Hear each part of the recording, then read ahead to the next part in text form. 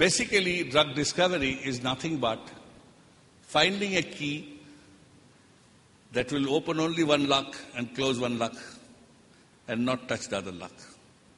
The moment you have got a molecule which will go and bind to the wrong hole, you got it. But all our investment is actually on the molecule, on the key. We are focusing on the key and the key and the key. All the time we are focusing on the key. And to do this, we need to bring people together. It is impossible to bring all these people together in one room and not to have a fight. And I can guarantee you they will not listen to Vinod's career. Because they say, but he has to do a lot of playing. He'll say, I'm a doctor, to go to the doctors. He has to say, I'm a bioinformatician, to the informaticians. Now, he has to show different part of his face to the different part of the website, which he does, when people don't know him. But the moment he will be in the same room, they will not agree. So therefore, it has to be in cyberspace.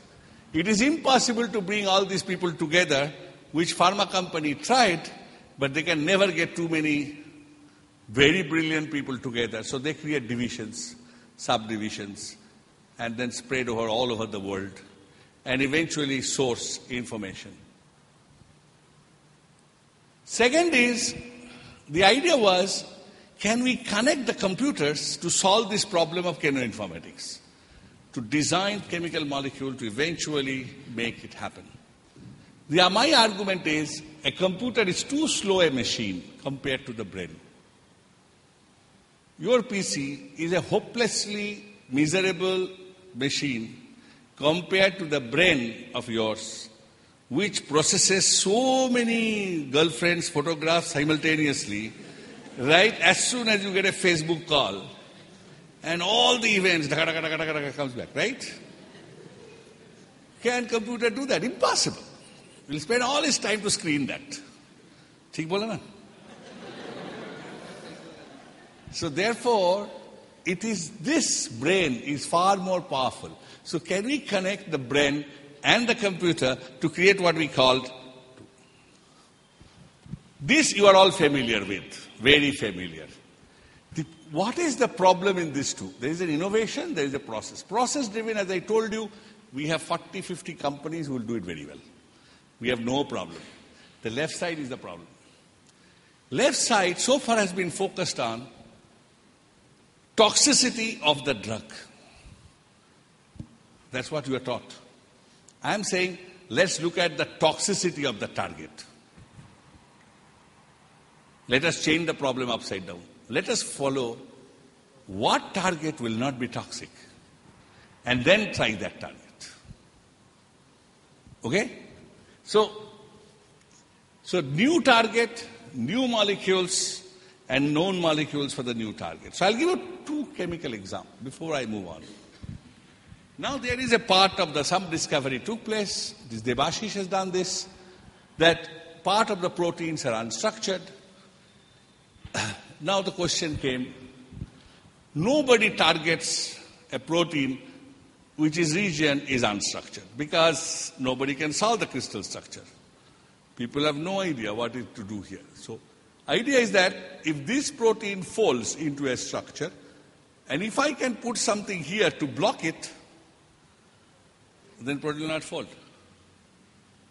Correct? So can I find all the proteins in the genome which are unstructured? And he did this analysis, and he came up with 13 proteins which has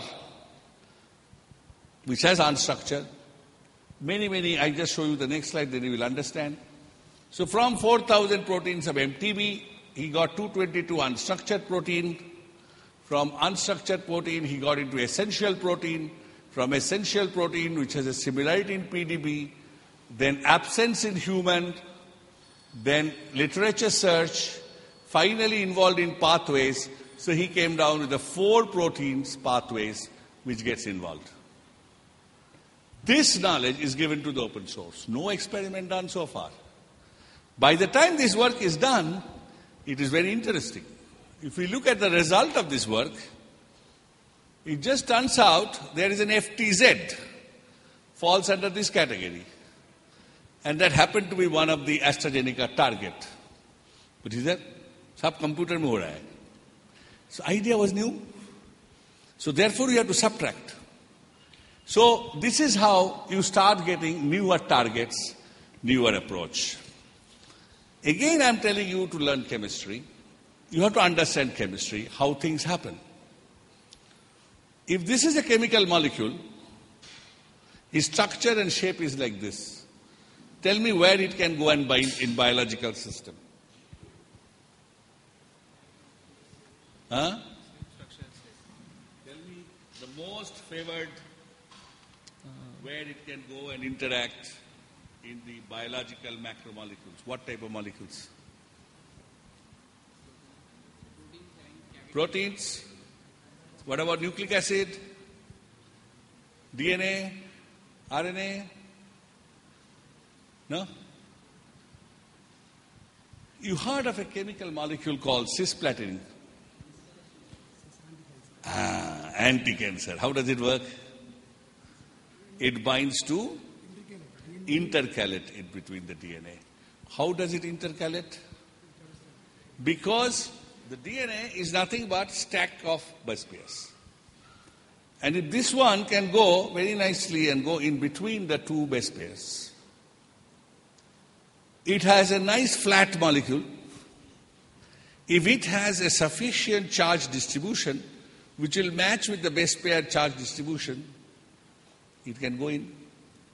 If its distance is about 3.5 angstrom, it will match with the distance between the base pairs, it can go in. So now you are designing a molecule and start asking, if I have to stop DNA replication, then I need a molecule that will go and bind in DNA and it will not allow. And so if I have this molecule, must be looking like this shape. It can't be round. Correct? It has to be flat.